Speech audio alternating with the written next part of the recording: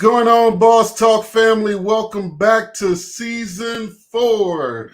That's right, Season 4. We've been doing this thing now for about 3 years. A couple hundred episodes under our belt. YouTube channel is popping.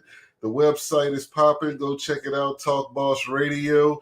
And, of course, as always, get your notebooks, get your pens and whatever you do, your gadgets to take your notes, because we're going to be bringing you a lot of information, and we're going to be talking about one of my favorite subjects, which is cannabis. No, I'm not advocating that you smoke, but or that I do, but it's a very, very interesting topic, because everything surrounding the cannabis business right now exposes who we are as a society. So, of course, we're going to pay some bills. We're going to come back and introduce you to our guest today. One is a returning guest, Tyann Brown. You've seen her on here before talking about politics and things of that nature, but you didn't know that she was a cannabis entrepreneur. And we're going to get into that. And we're also going to bring up an author that has a book about cannabis and overcoming some of his challenges, going from the smoker to the advocate. So we'll be back right after this. This is Dr. Tamia Guest with Rejuvenating Chiropractic. This is Nara Reed with Modified Nutrition Health Coach. This is Karen Marcel with June Street Barbershop. This is Tiffany Marcel with Marcel Luxury Realty, and you're listening to Boss Talk Radio. Did you know the IRS just hired more than 50,000 new agents? Most of these agents specialize in collections and are mandated to audit small businesses and increase collections on individuals.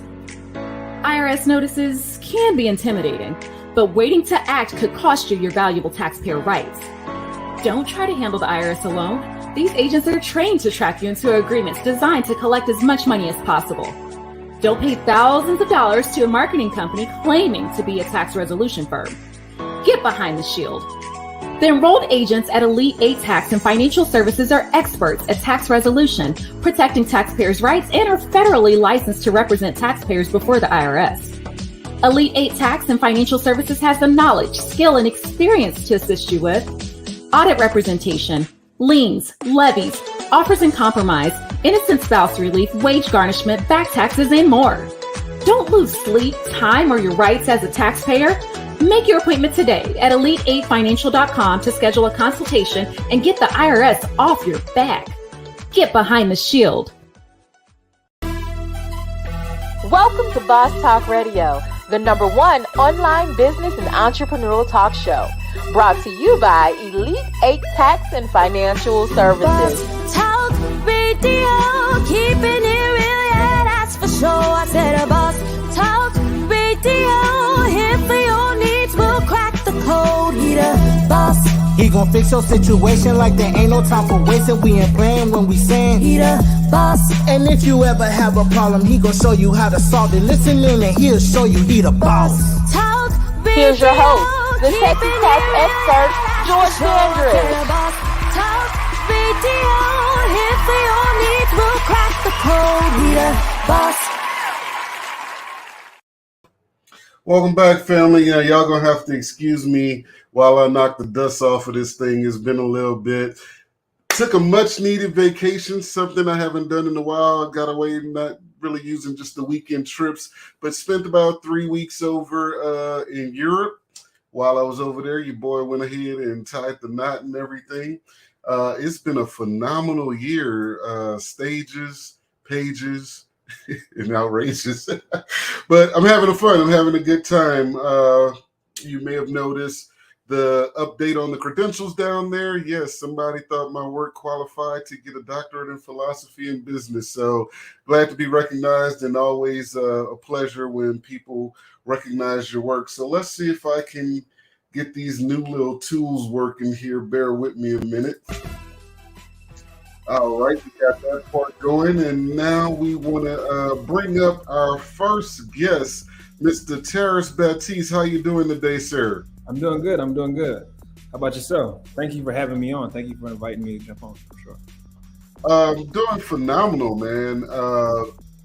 So First, I want to know what led you to bringing about the book, Don't Let It Smoke You, creating a non-toxic relationship with cannabis. There's a whole lot of power in this title. I mean, it's almost like it's two separate stories, two different books. So talk to us about what led you to writing the book and a little bit about what it's about, what your experience was. Yeah, so I would start off so when I was in high school, I started smoking weed, right? And Didn't we all? well, you hear different stories all the time, right? But we didn't have the gummies and the CBD and all that stuff. I know y'all didn't have it either, George. If we didn't have it, did he just call me old? No, right? So in high school, I started smoking, and then as I kind of went to college, still with the same things, I was smoking constantly, and I was getting in a little bit of trouble from like my parents, etc., from those who close to me, but I was also still enjoying like everything I was doing and still taking care of all my business. So I kind of ran into a time where I kind of felt like it was controlling me, and that's why I was like, you know what, I'm gonna write about all this shit, man. So that's where the book came from. That's interesting. Let's take a deeper dive in that moment where you say you felt like it was controlling you. Yeah. What did that look like? What made you feel that way? Yeah, I felt like I was so I don't really like to use addicted. I don't really like to use habits. I don't like those words. I felt like I was dependent on it. I felt like that I needed to use it multiple times throughout the day just for certain reasons. So that's kind of how I felt, man. And I couldn't shake that for a little bit. So yeah, that's where it kind of came from. So during that time, do you feel like it was going through the motions of doing it that had the effect, or was it the euphoria of it all that you just preferred to be in? What was because I don't know, I could be wrong, but I think a lot of people, not everybody, of course, nothing is an absolute, but I think that even the most casual of cannabis users, I think between high school through, say, the college years, it's probably their heaviest times of use because you're in that experimental phase, or what have you. But do you believe that it was was it an environmental circumstance, or was it just something that you just like gravitated to? And I'm asking that out of like, there was a time that I had the terrible habit of smoking cigarettes. And in one of my attempts to quit, I learned something about myself, which was because I always said, well, I'm not addicted to cigarettes. And every now and then I would just prove it to myself. I would go, 20, 30, 40 days without smoking or whatever. And one time I realized that it wasn't the actual smoking of the cigarette that did something for me. It was the mechanics of smoking a cigarette. And I learned that because way before we had the vape deals or whatever, you had these little nicotine puff things or whatever, and internally it would give you the feeling of smoking a cigarette. But the disappointment for me was when I exhaled, I didn't see smoke. And so I didn't get the same effect. And it was like, and it wasn't effective for me. Fast forward, when we did get to the vaping stage or whatever, when that became available, and I was able to see the smoke come out or whatever, it's like super duper satisfying or whatever. But then there was the inconvenience, though, of those things don't hold up that well, and you're always replacing them and whatnot. So kind of like the same reason I stopped smoking marijuana was kind of like the same thing that led to stopping smoking cigarettes. It was just more of an inconvenience. So for you, what was that about? Was it more the mechanics, or was it literally an effect that you got that helped you function through those parts of the day? I think it was all the above. I think it was the environment, the group of people I was with, the mechanics of us rolling up together and just talking, right? Talking about all type of stuff, whether the women were around or not. All that stuff played a role. But it's a difference between euphoria and intoxication. You know what I mean? And sometimes I couldn't really tell which where I was at or which one I was leaning towards. So that was kind of what I was running into, and that's what I was putting in the book for sure. Yep. Gotcha. So you were also an athlete. Yeah. I'm assuming very competitive. How did your cannabis use impact your athletic career? Yeah, to be completely honest, I couldn't really tell at that time. I think sometimes I know it was useful. I played safety, right? So all we do is right all the time. So, I could kind of feel how I was relaxed, right? Suppress some of those things, right? I would calm and relax myself. But I also seen how I would use it as a go-to, right? When things aren't going my way. I have a bad practice, oh, I'm gonna go smoke. I have a bad game, oh, I'm gonna go smoke. I just realized I was smoking before games. I was traveling with it. So I started to realize how I kind of made it around everything I did. And that kind of got in my way as I kind of got to the professional level for sure. So speaking of the professional level, did it impact you in professional sports? Hell yeah. I actually wrote about this in a book. So I remember being with the Falcons on the free agent camp. And I remember... Calm down, everybody. I know what y'all thinking. How did he have a Falcon on the show? We didn't know that part before. Calm down. Who that nation about to act a fool? Go ahead. I'm sorry. I don't know with the record now. Well, they did win last week, so we'll show some love. Shout out to the Falcons for that. But I remember being with the Falcons, George, and I remember us DBs. I remember after practice, you know how you all get together and do extra work on some of the stuff you was messing up on in that practice. I was going to roll up every day. Like, nah. And I didn't notice, but I was missing that camaraderie with the guys, missing that extra work. And that's why I say, this thing is controlling me. I'm kind of like a slave to it. And I was like, nah, man, I got to drop it. I got to figure it out. So that's what happens in the professional level for myself. And that's what I ran into. So going back to the title, though, mm-hmm. Creating a non-toxic relationship with cannabis, is that to suggest that you eventually arrived at a place where you were able to benefit from its use without, for lack of better words, the lack of discipline or to whatever degree controlling you? Yes, I understood the power of when. I understood I couldn't smoke when my environment, when all my friends wanted to get high. I couldn't smoke when my girlfriend wanted to get high. I understood the power of when for myself, right? I knew that between 9 a.m., 1 p.m., I can't smoke. I'm not going to be worth nothing the rest of the day.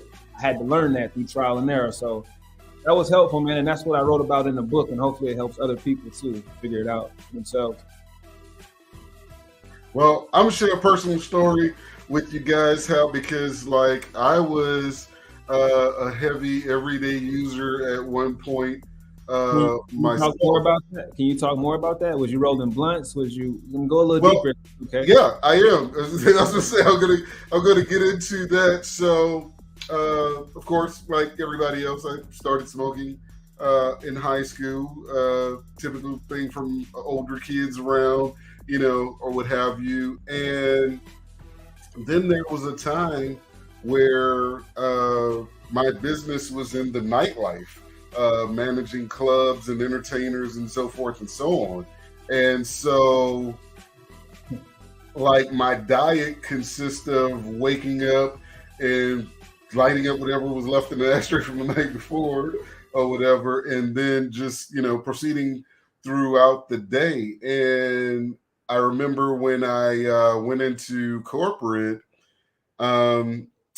9/11 was probably the first time I was like, all right, I don't like this, because I went to work that morning, and of course, like any other morning, I smoked on the way to work during the drive or whatever, and I get to work and I'm doing my thing, and it was like, I got there, my supervisor was there, and it's like, what are you doing here? So it just kind of started a downhill, blow your high kind of thing, right? So then somebody shows up to work and they're like, we're under attack. I'm like, what the hell are you talking about? So turn on the TV, see the second plane crashing into the building, and everybody was just on pins and needles that day. That was one of those days I felt like the old Coca-Cola commercial. If I could teach the world to smoke. But needless to say, they kind of blew that for me. And so from that day, I was like, all right, I won't smoke before work. I'll only smoke when I come home, after work or whatever. So fast forward a couple years, my smoking had calmed down significantly. And this is what ultimately led to me like stopping for a long time. When I was with this corporate job, I used to transfer a lot. I used to move from city to city or whatever. And the three things that's difficult to find when you move to a new city is a good barber, a shade tree mechanic, and the weed man. You already know. Now, if you can find any one of those, you can find all three. It kind of goes in a circle. So it was the craziest thing, and this made me question, myself, because cannabis has a different impact on everybody. Now, I'm not the scientific guy that gets into the strands and the demands and all of that kind of thing, but this was many, many years ago. We're talking about 20 years ago, and I had just relocated back to Houston, but Houston is a large city, so I'm way on a different side of town than where I had lived before. I didn't know anybody. I got there and I had been working for probably 3 weeks straight, like no days off or whatever. So I finally have a day off where I'm getting off in the evening. I'm off the next day and I'm going in the next afternoon, so I got a nice little break going on here. So naturally, I'm about to twist up and, alleviate this situation, right? Well, here's what was crazy.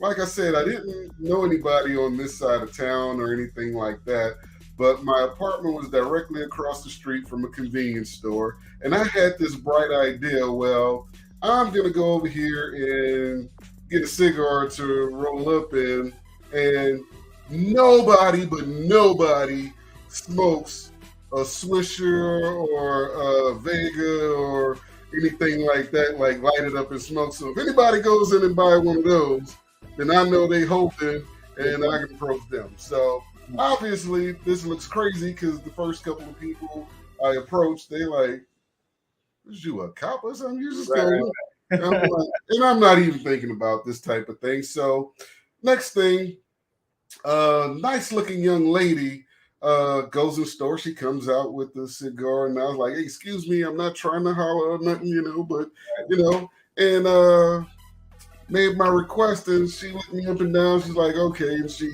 took me right around the corner and was able to get my situation. I was like, I walked back. She's like, no, I'll drop you off or whatever. And I went home, and one of the things for me is as soon as I get lifted, I get real analytical.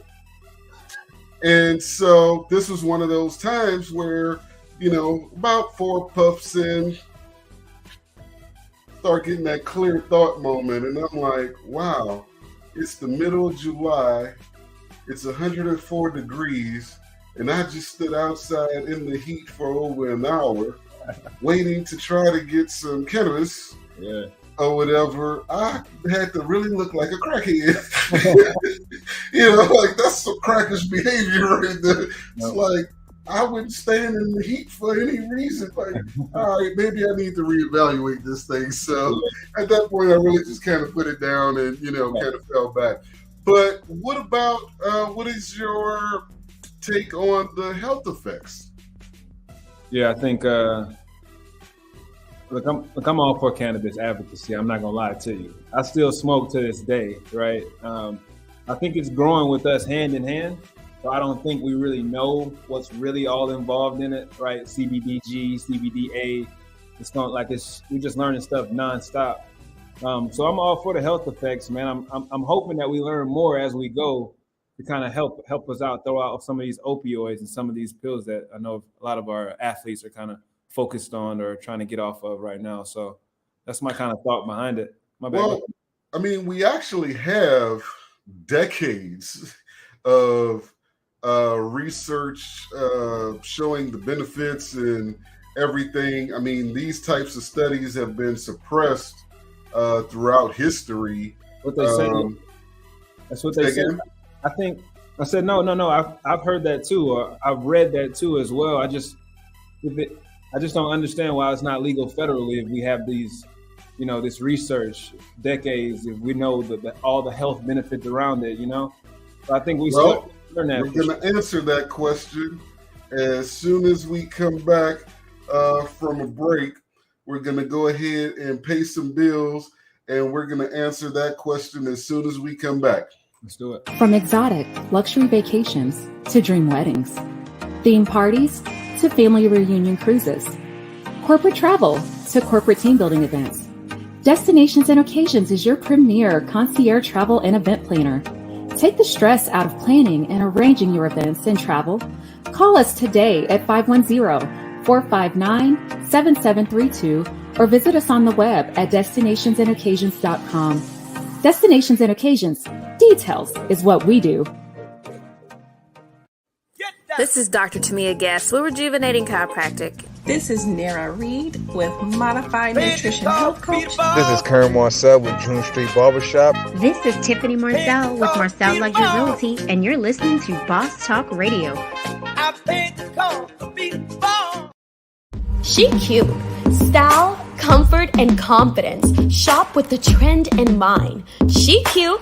Get the latest styles in outerwear, tops, jumpsuits, hats, and accessories.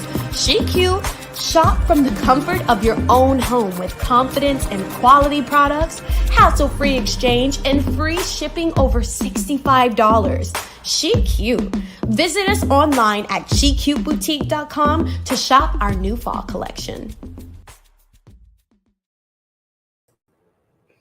We're back on Boss Talk Radio, and if you were tuned in before the commercial break, Terrace asked the question. He says, well, I really don't understand why it's not legal federally with all the knowledge we have about the health benefits. And who better to answer that question than our number one call 'em out person, Tyann Brown. Now, I know she was having some internet issues over there. Let's see if we can get her in. Hey, Ty, can you hear me? Uh-oh, you're muted. Yes, I could hear you. Can you hear me? Yep. Yes. So yes, I had to go completely old school. I'm on the phone. I just want you all to know this. Right. And hey, you know what I always say? What's the objective? we make adjustments, not excuses. That's what I'm talking about. Exactly. I'm like, what's up here?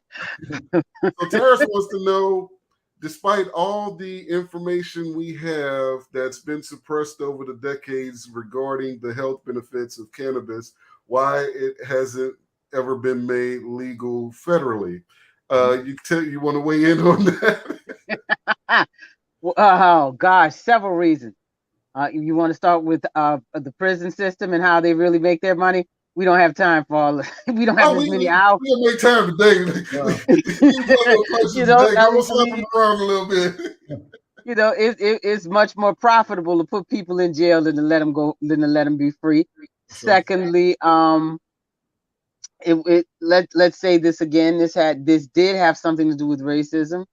The reason it was illegalized in the first place was because of the fact that this guy was about to lose his government without the R job. And he said that only I mean, you got to think about how insidious this is. A guy, to keep his job, he in essence gets legislation passed that makes a substance illegal right? And it was solely so he could keep his job. And then that's one reason that would do away with a lot of government jobs. Also, there are those who make more money. I'm sorry to cut you off. Okay, I'm sorry. I'm sorry to cut you off. I was going to say the guy name is it Harry Anslinger? You talking about him? Was it that gentleman? I'm trying to remember the name right now. You know, the mind escapes me, but oh, that's okay. I was just asking, I just wanted to know personally. That's all. What about you, George? Do you know on your end? No, I don't know who that was personally, but it's interesting that just last night, last night I was having this conversation with someone close in my circle, and we were talking about the legalization, illegalization, so forth and so on, and they mistook my knowledge for casual following or what have you in comparison to what they see on, loose news ends or whatever. And so we got into this thing about the whys on legalization and so forth and so on.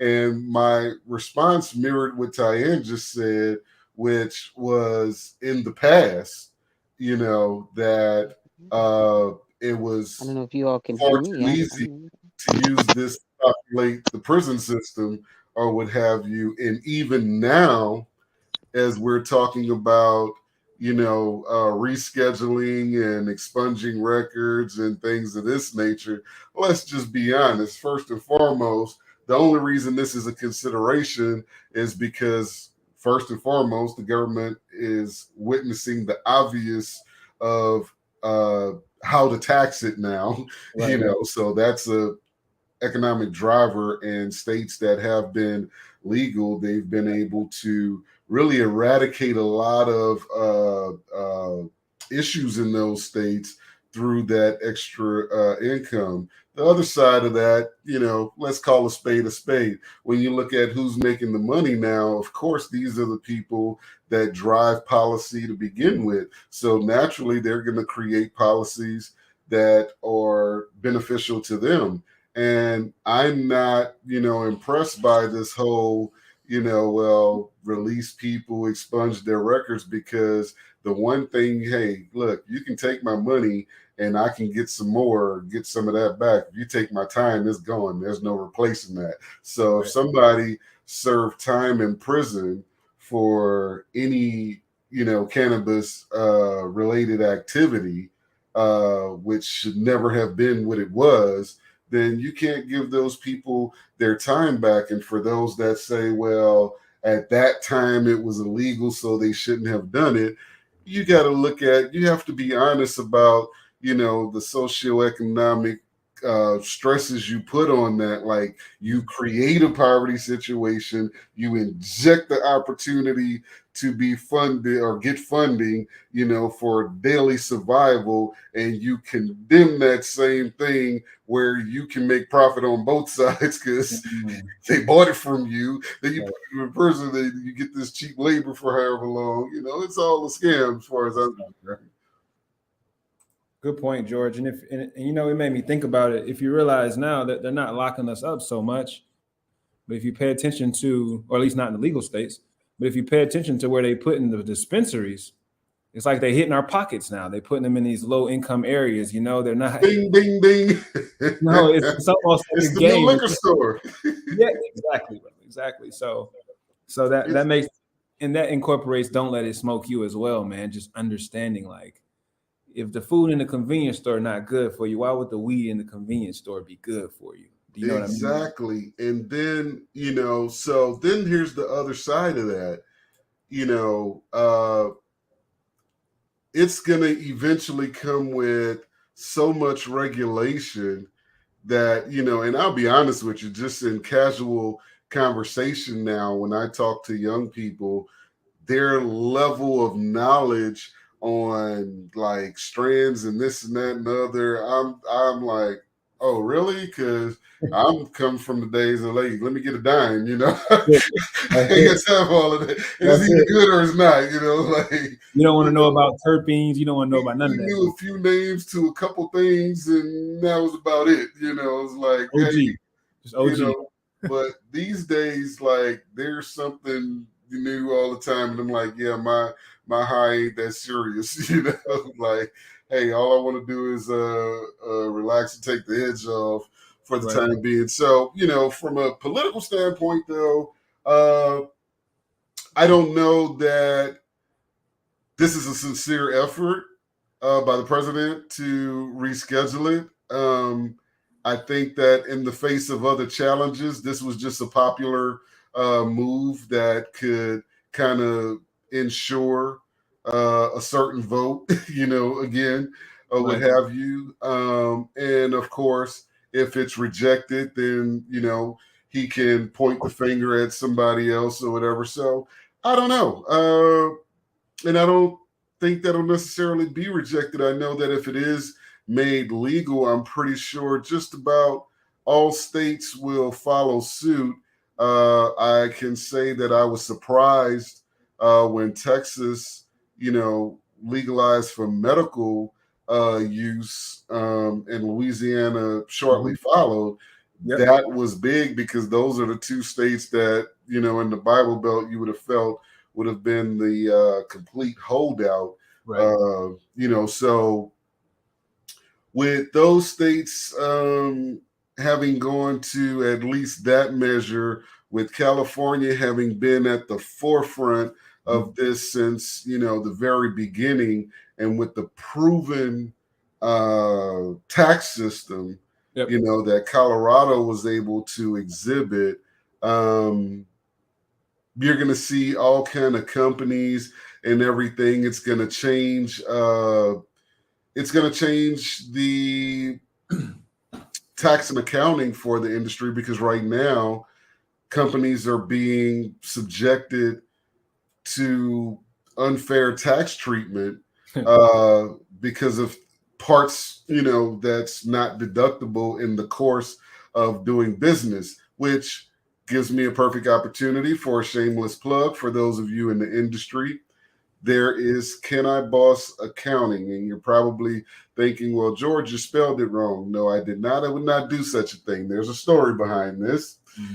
Can I Boss? So if you know, you're listening to Boss Talk Radio, and the Boss stands for Business Operations Success Suite, which is a suite of accounting and products that we offer, from bookkeeping, payroll, tax preparation, tax planning, etc. But I strategically done this one right here because it suggests a question at the same time, you know, because it's kind of posing the question, hey, can I get into the cannabis industry at the level that these companies are bossing up in it? Because let's be honest, I mean, you had to sell a whole lot of cannabis to make money on the streets, you know, just a couple decades ago or whatever. And these folks are enjoying the ability to invest and things of that nature without those consequences.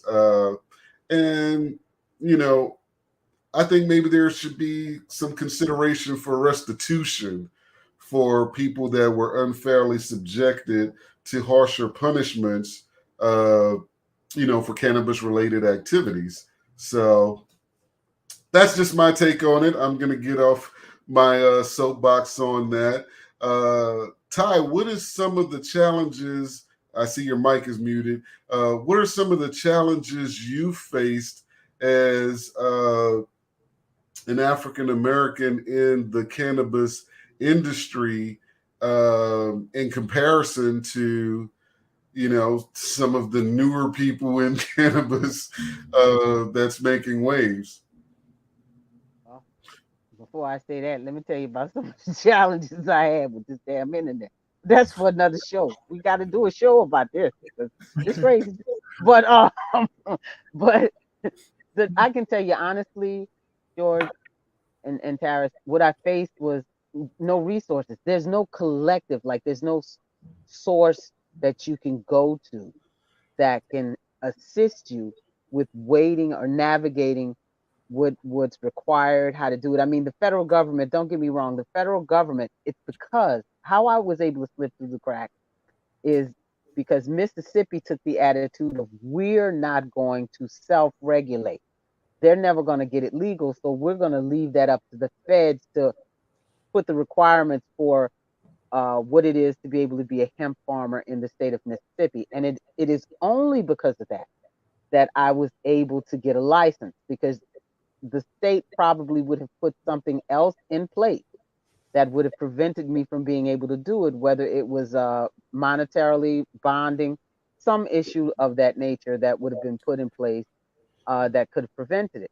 Now, the sad part about this is that what Mississippi has done is that the first 12 months, they said only people who had lived in the state of Mississippi could get involved in the cannabis or hemp industry.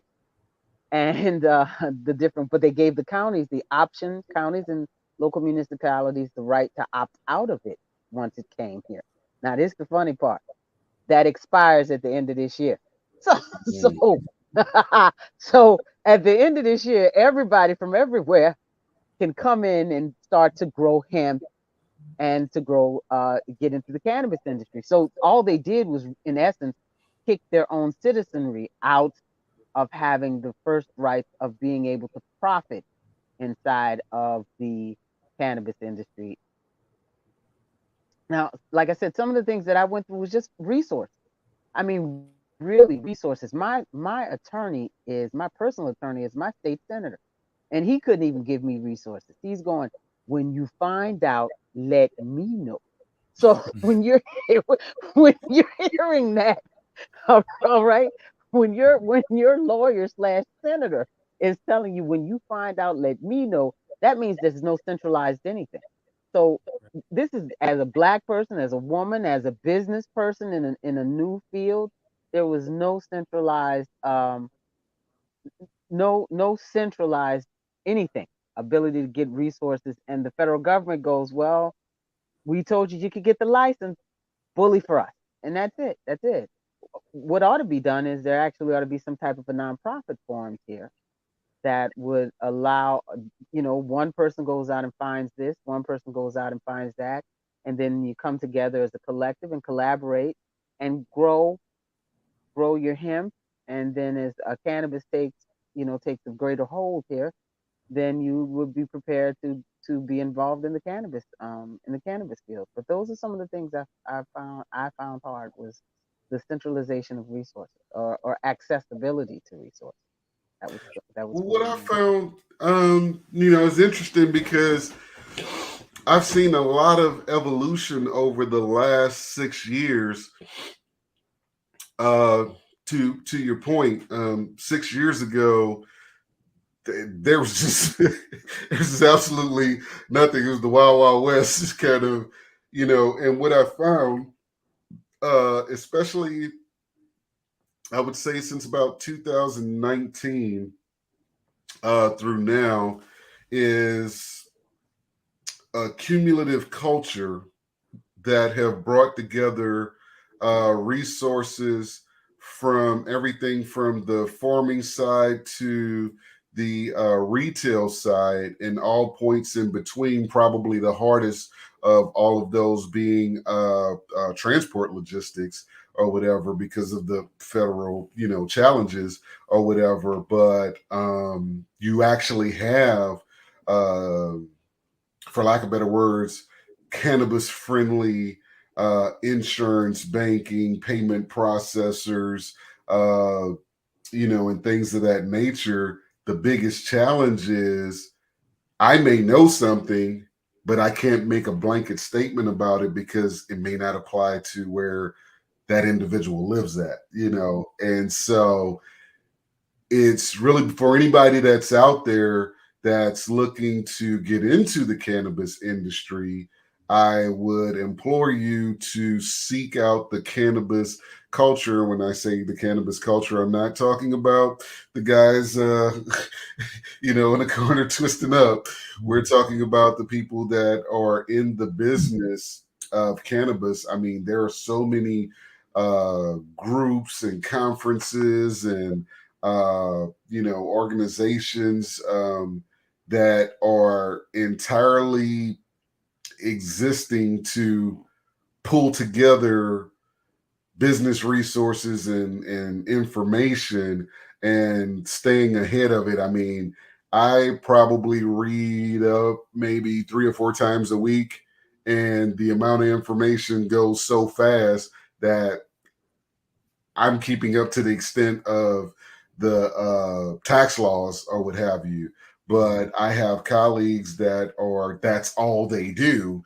And, the amount of information they consume is just absolutely ridiculous, So if you're looking at getting into that industry, I implore you to LinkedIn is a great place to you go to LinkedIn and just type in cannabis, and there's so many groups and resources and people that come up. It's ridiculous. So you can kind of narrow that thing down to what you're looking for, whether it's cannabis insurance, cannabis banking, et cetera, to help support you in business. If you tuned in last season, you saw we had the founder of NatCat on here, and there's also a group called Minorities for Cannabis Diversification or something like that. I'll get that resource and post it on the website. That's a group that I follow on LinkedIn, and I mean, they do a lot of advocacy where they actually tie in the urban community with the business opportunities. And we've had a couple different shows where we've brought some of those resources to you. But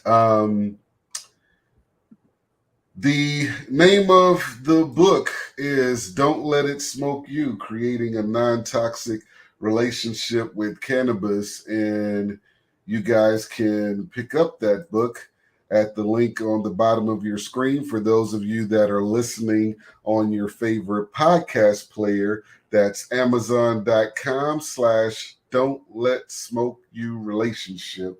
And I'm not going to read all those numbers because I'm pretty sure by the time you type that in, it's just going to pop up, you Google geniuses or whatever.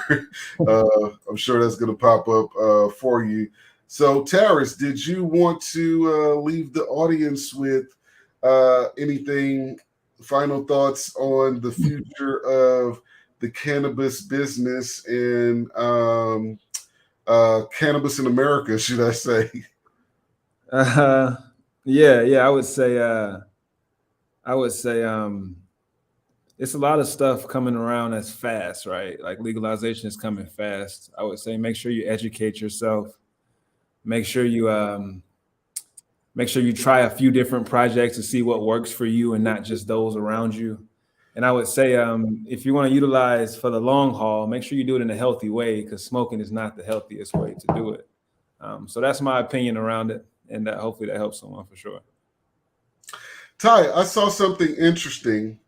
I was over in Europe, and I don't know why this was such a shock to me, but I saw a dispensary, and it just like shocked me. Like, wow, globally, it's coming. We've gotten this world on this schedule because of what we did here in America. Why is cannabis illegal in so many parts of the world? I don't know. I couldn't tell you. I mean, I'm going to say it this way. The best way I can say it is it has to do with a lot of things. Where America goes, the rest of the world follows suit. So, which is crazy because we ain't going no damn. Oh, I said that out loud. Oh, you said that. Oh, you said the hard part out loud, but it's the truth. I mean, we this is another show for another time. But all this money we've been sending over to some places. Come on. BB pulled the good one. I don't know if y'all kept up, but BB done pulled the big one here with everybody watching. But again, as America goes, so goes the rest of the world. So America is more or less, whether we like it or not, but we're Americans, so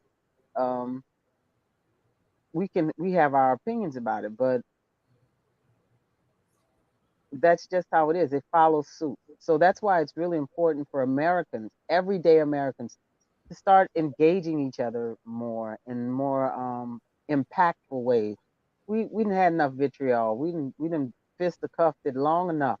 If we're not bright enough to realize that we have what we do has such a major impact on the entire globe, then heaven help us, you know. But that's it. That's why it's illegal in other countries. And depending upon what day after tomorrow looks like, we might be going back to, you're gonna take this bag, you're gonna meet the man in the tan jacket. All right, you give it to the man in the tan jacket with the green watch, not the one with the blue. All right, you keep depending upon how day after tomorrow goes. That's what y'all might be up to again. Now, what's so funny, what's so odd about that is I live in the middle of nowhere, Mississippi. I mean this. It's literally, well, it was, but it's growing. But again, it's still very rural. And there's a town called Union, Mississippi. You couldn't even buy beer in this town. You go to the gas station and you just surrounded by nothing but soda pop. I was shocked. I lived there for 6 years. And I was something said, look around in this gas station. You've been coming here for 6 years. Do you see any beer here? And I went and I said, is Newton County a dry county? And they said, yes. And I'm like, oh, right? I've been living here all that time, not knowing it was a dry county.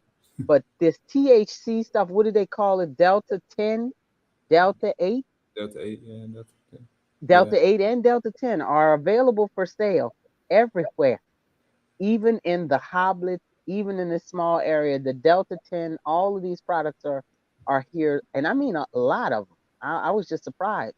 So you have to look at where the money's going, who's putting who in office to either allow it to flow or to make sure that it stays bottlenecked until the smaller individuals are pushed out of the ability to grow it, cultivate it, to bring it to market. Entrepreneurship is a wonderful word. It's a great word, but I'd have to say we have to recognize the consequences and the weight of that word, and when you're actively going out to put it into effective use, into what's called what do we call ourselves? We're free enterprise nation, right? Free enterprise don't really mean free. It just,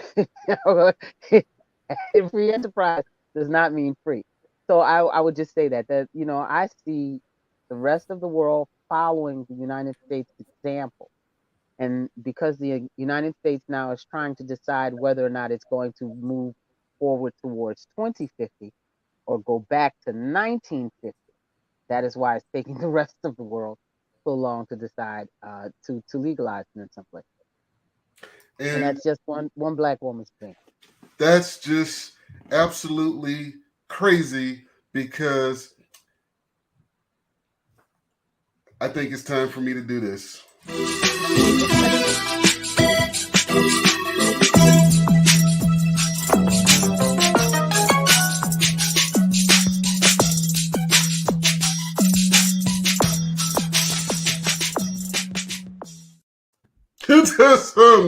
You said some bitches that don't make no goddamn sense.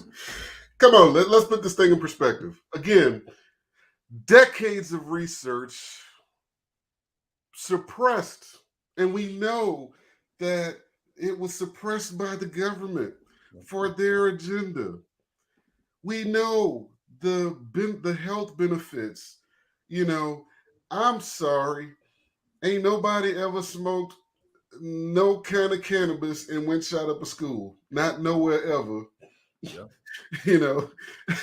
There's no ties to cannabis use and violence, but there are direct ties to cannabis use and extended mental health, both as it relates to Alzheimer or just happy feelings in the air, whatever you want to call it. So, I think it's time for us all to get around and smoke a peace pipe and, really look at where we're at as humans, and why we approach things the way we do, because the powers that be, have to step aside for things that ultimately make sense. I mean, let's call the pandemic what the hell it was. It was a grasp at trying to maintain control because they had so much shit going on that, I mean, think about it. I saw this post back before the pandemic, and it said that the number one hotel company didn't own a single property. The number one cab company didn't own a car. We were talking about Uber and Airbnb and things like that. And so many people were getting control of their lives. Them haters don't like that. So the world governments just decide, hey, we're going to slow this shit down. We're going to put everybody in park. We're going to put everybody in fear, And guess what? The bad part, the shit worked. It absolutely worked. Y'all was arguing over, who should wear a mask and whether or not you were going to take the what they call that thing, the jab. We're gonna call it the jab, so they don't ban me again or whatever, And it's like we're gonna condemn weed that's been around since Earth, but we're gonna promote the jab that's been around since that month. Okay, look, come on, man. And then if you notice, of course, what happened is, the world government subsidized the vaccines or whatever for a period of time. And then, as I said, you can go back and look, you can check it on Facebook or old recordings. I told y'all, ultimately, about 98% of the world population was going to ultimately get the vaccine, and here was the reason why. Number one, kids wouldn't really have a choice because if they're going to go to a public school, they don't have a damn option, And then everybody got sporty, like, I'll keep my kid at home, if you can afford to, because who the hell earn an income? Well, some people be like, well, I was just going to work from home. Yeah, until they have your ass come back to the office. Now that's the benefit of some of us being able to do what we do. Benefit of entrepreneurship is you can't tell me when to come, when to go, so forth and so on, and I can say what the hell I want, and you can't cancel me in this cancel culture. Let's talk about the cancel culture in marijuana. This is why y'all need to smoke a peace pipe to begin with. Y'all around here won't cancel everybody for every little thought that they have or whatever. That's crazy as hell. Anytime somebody is not agreeing with the populace, y'all ready to talk about canceling them. And the crazy part about it, I got to drink some water. Hold on a second. The crazy part about it is y'all will go from over here saying, oh, this person or this group should have the right. They should be able. They should do that. Then when that shit go bad, y'all like, well, where's the parents or who was on watch or whatever? I tell you, they were stressed out because they wasn't smoking. And so nobody was home. Just call it what it is. Y'all need to calm the fuck down and put things in perspective. One of the things I love about Ty's page, and I know I went way past 5 minutes on this fire, but shit, we're going to have to call a spade today. One of the things I love about Ty's page is she'll go ghost for 3 weeks. And when she come back, she gonna hit you with the most profound, paradigm shifting, well thought out, stop you from even being able to rebut as post ever, and then check the fuck out and let y'all marinate on it. I don't know if you do. I'll be watching that and like, but me on the other hand, I'm quick to pop off or whatever. I'll tell you what I'm thinking right away. I don't have to think that thing well through because 9 times out of 10, whatever my first reaction was, that's ultimately how I feel. I could articulate it later, but I'm going to tell you what it is right now. That's because at that particular moment, I hadn't smoked, so I ain't thought that thing. So saying all of that to say, it's a damn shame that something that's this beneficial to Earth has been illegal the world over for so long, while in the meantime, these massive companies have made billions of dollars on the most dangerous drugs ever. Yep. Let's call a spade a spade. Why wasn't opioid a crisis when it was just affecting the soldiers over in Vietnam? It became a crisis when it hit middle America, that's sugarcoating. When it hit white America in the ass, that's when it became a quote unquote crisis. Let's call a spade, you know. So, like everything else, crack in the early 80s wasn't an epidemic. Is when it started showing up on Wall Street, it was a problem, a crisis, so forth and so on. But when people was getting their head blowed off in the hood, it wasn't a crisis then. So all I'm asking you guys to do is take a step back, stop digesting what they're feeding you, and kind of like, the healthiest shit you can eat is the stuff you grow. Well, I want you to grow your own independent thoughts about things. Just take, what's out there and look at it and go, and stop being spoon-fed toxic information that's having you attack people in society because you disagree with their point of view. That's all I had to say about that. That was 5 minutes of fire. Actually, it was about 8.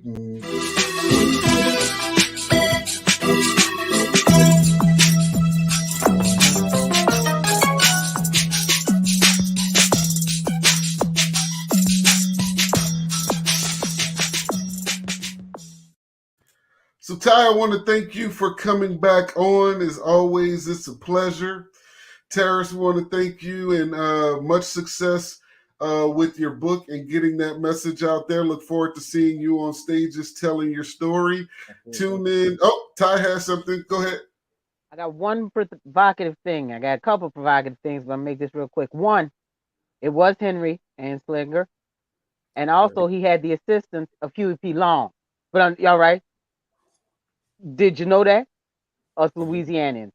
Yeah, Huey P. Long is the one who introduced the bill. That's a whole other corrupt. All right, that's all right. The other thing is, what's taking so long for legalization to come here into the United States is they're trying to determine which companies are going to control the seed. And with that, now see, Ty just extended the show. I gotta go and say this. I'm gonna also encourage you, if you are in or if you are considering getting into the cannabis industry, stop thinking about the retail end. That is the single most frustrating part for me about all African American entrepreneurs is we always think about the in retail opportunity. Business has to start somewhere and go through a whole lot before it gets to that end user. And I need y'all to understand that end user retail poses the highest risk for everything. The person over here is supplier. He's supplying retailers. His customers look different. Just because you slow don't mean he is. Right. So look at controlling logistics or the growth process or beginning to end, like Ty. Stop just thinking about the end part. And then she talked about the seeds, and that is not limited to cannabis if you're paying attention. Try to go in and buy certain food seeds that you used to buy 3 years ago before the pandemic. And what you're going to find is you can't. You can't find it. Don't think that whole Jeff Jorgensen acquisition of World Foods was as simple as I ain't gonna go. Y'all that conversation. Well, you're telling the truth. You know this. And they're not ready we were too excited. We were too excited when we was going to get, and yes, I'm about to be stereotypical, when we was going to get those seedless watermelons. Oh, that's just wonderful. And nobody ever stopped to think, what is wonderful about a seedless fruit? All right? What is wonderful? It's wonderful for who? All right? But like you said, we got to know that. And as you said, it's the supply chain. We have to recognize that the power is within the supply chain to the ones who are going to put it out there into the retail or out there in those retail streets, not at the retail end. It's at the supply chain, and that's where we need to get involved from. Absolutely. I just want y'all to consider this right now. I think he's number 3 or number 4, Jeff Jorgensen. I'm sorry, y'all know him as Jeff Bezos. I think he's the 3rd or 4th richest person on Earth right now. I just want y'all to fathom this, if you would. If Amazon is global and World Foods is global, and Amazon ultimately ends up controlling the distribution chains and World Food ends up owning the seeds, y'all ain't ready. You better learn how to garden. I'm going to tell you that shit right now. They're going to learn today, though. Because you're going to be a hungry... You're gonna be a hungry, fake food eating. You better learn. I'm trying to tell you. Better learn how to get the green thumb. Start reading up on sustainable farming and whatnot. Because if not, it's gonna be Hunger Games around this. And let me tell you something. There's nothing you ever seen on the big screen that nobody's that creative. Like all your fiction movies, nobody is that like. It's part of the truth, and they're conditioning you for it. So Hunger Games, while entertaining, is just prepping you for real life, just like the Jetsons did. Otherwise, I mean, who else would have been talking to each other on the screen a long time ago? You'd have been thought to be crazy, but we got prepped for that, So that's all I'm saying. It's like, you better start rethinking. And if you smoke something, it might help you rethink about some things. That's all I'm saying.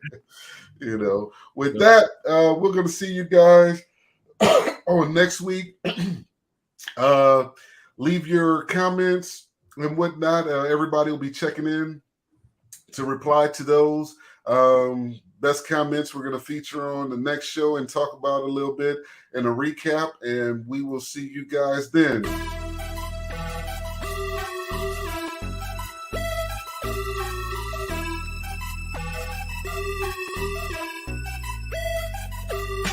Boss Talk Radio, keeping it real, yeah, that's for sure. I said a Boss Talk Radio, here for your needs, we'll crack the code. Need a boss, ooh, need a boss, ooh, yeah, boss, he's the boss, need a boss, need a boss.